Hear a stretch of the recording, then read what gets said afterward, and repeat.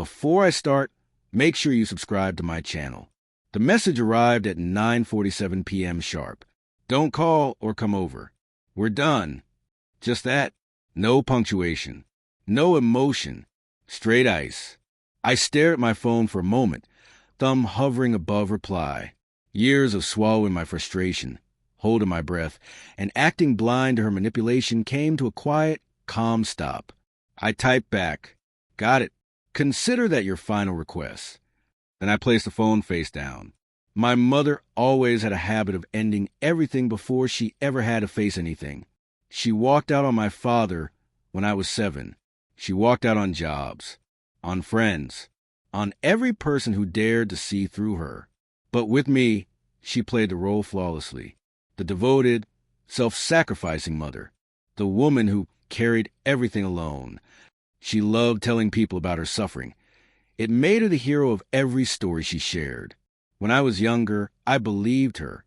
I shaped my entire identity around her approval. Every milestone, every forced compliment, every achievement. I gave it all hoping she would finally see me. But she wasn't proud. She was possessive. I wasn't a child to her. I was a reflection she needed to control. And the moment I stopped mirroring her version of truth, she shattered me piece by piece. It started last winter. I found out she drained my college savings, the money I worked double shifts to earn. She said she borrowed it. But then I found a deposit trail, a down payment on some car for her new boyfriend, a man she barely knew, someone she met online 3 weeks earlier. When I confronted her, she cried and called me ungrateful, told me I owed her, told me everything she owned was technically mine anyway. So I didn't argue. I just watched. I listened. I learned. Betrayal isn't loud or explosive. It hides. It waits until you build something real, then pulls it from underneath you without leaving fingerprints. So I waited too. The shift happened slowly. I stopped explaining myself. I stopped reacting. I started documenting. Every transaction, every lie, every smug text she sent thinking she was smarter than everyone else. People like her always mistake silence for surrender. While she posted fake happy family photos with this new guy, I was copying evidence, sending emails, setting up the truth to expose itself. I filed a fraud report quietly. I also notified her workplace about the client funds she accidentally mixed with mine, the same under-the-table move she bragged about pulling off. At that point, it wasn't even about the money anymore. It was about making sure she could never use people like this again. 3 weeks later, she called, voice trembling, fear cracking through for the first time in years. Someone from the bank just called. They said, "You cut me off. You should talk to your lawyer, Mom." There was a long pause, then a shaky whisper. "What did you do?" "I made sure everything is in your name," I replied. "Exactly how you always wanted." And I hung up, so when she sent that final text, I knew it wasn't random. She had finally lost control and needed to rewrite the narrative again. She needed to paint herself as a victim, but she didn't realize the audience already switched sides.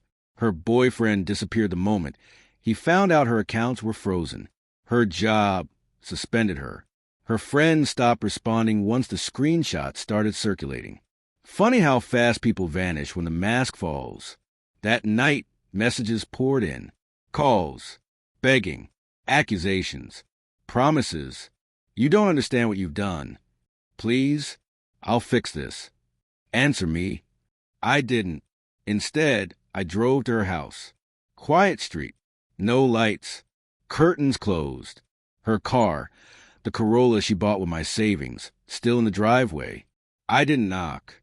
I slid an envelope under her front door. Inside were copies of everything.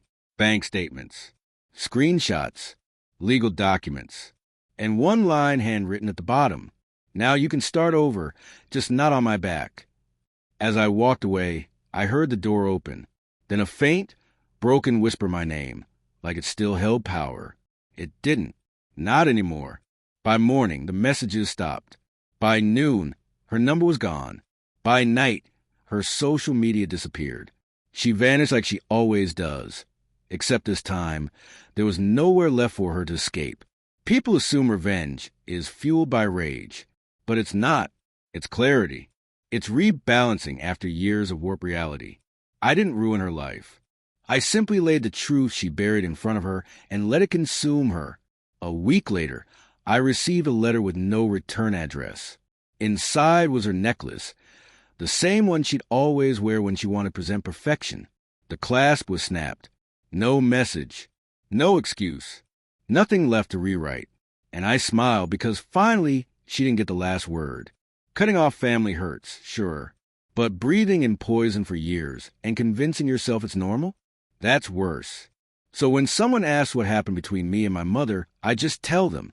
She made a wish, and I honored it.